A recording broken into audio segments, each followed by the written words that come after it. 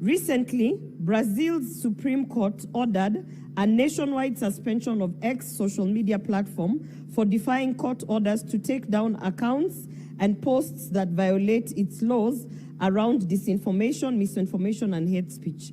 Back in Kenya, abuse of social media, including X, to spread disinformation, misinformation, and hate speech continues to be of concern with the proliferation of the internet and social media in the country. Social media has been used to attack innocent persons, including revealing critical information of the victims in violation of the Data Protection Act.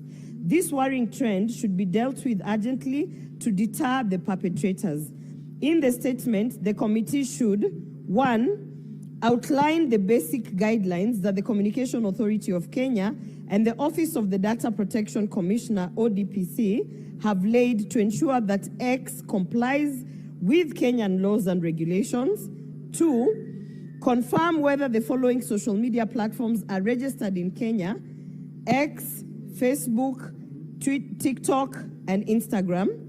3, state the measures in place to ensure victims of abuse of social media have access to customer care services within the country, where they can report the case of misuse of social media perpetrated through social media in Kenya.